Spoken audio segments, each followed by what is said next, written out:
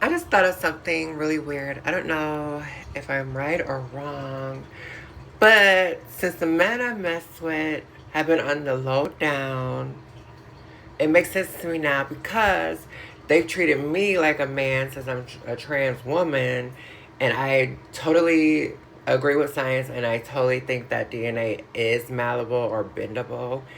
Um, why do you think fat distribution happens or like the softening of the skin and all that stuff?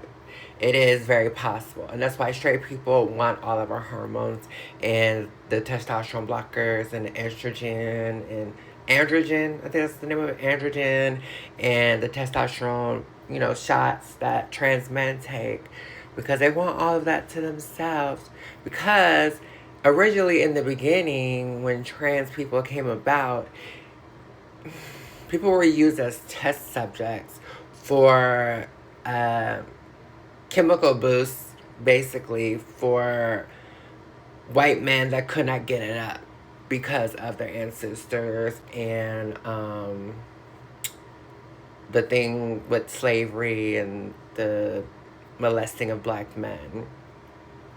You know what I'm getting at. But back to my point.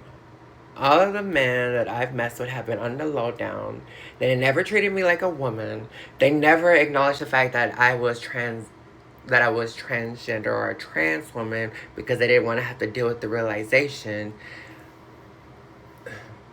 And that realization is, just hear me out, that they don't like women. That's the realization. They like men. Because of the fact that they don't want to acknowledge that I'm a trans woman and they still mess with men on the lowdown, they don't want to acknowledge the fact that they don't like women and that they like men, but they don't want to be perceived as gay or anything um, homophobic, basically. I think I may be onto something. I don't know. And another thing, while they were using people as test subjects for um, like different type of like chemicals to heighten within the human body, they were also trying to make soldiers machines. I do believe in that. I know it's a rabbit hole that comes with that. I haven't fallen into that rabbit hole, and I don't think I am because it is scary. And those test subjects, none of them survived when the army did that. They all died. All of them. None of them survived at all. And on top of that, it is true that some people have more estrogen than others or more testosterone than others.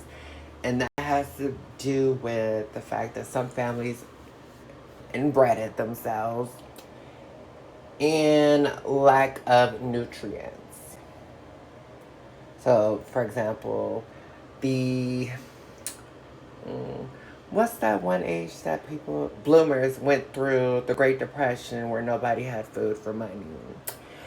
So because of lack of nutrients and people, because they were malnourished, that affected the human body's natural chemicals to reproduce. So some people were shorted estrogen and other people were shorted testosterone. The testosterone, of course, male species. The estrogen, of course, the female species. So yes, your great great grandparents, not your great grandparents or your grandparents, but your great great grandparents. Well, actually, down to your great grandparents and your grandparents. They are the ones to blame.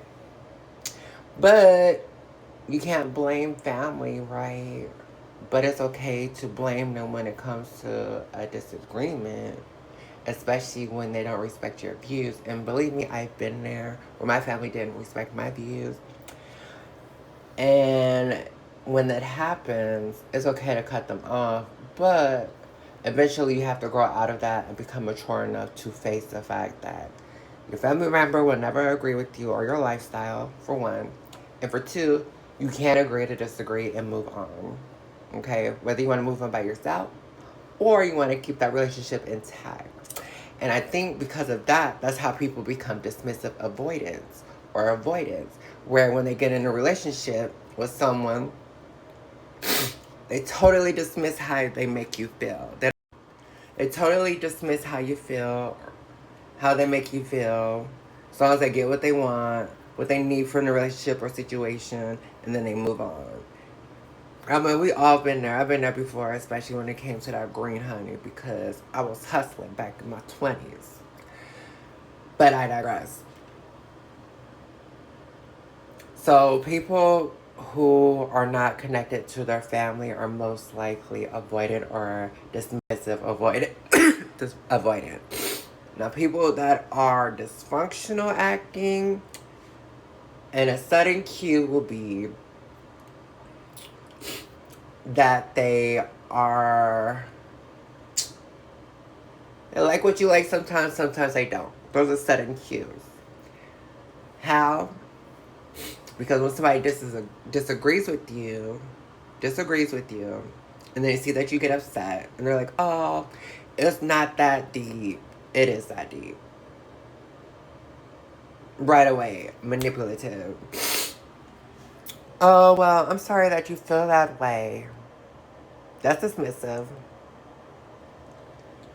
Oh, your hair is nice, but it could, why don't you wear it like you used to wear it? That's a narcissist.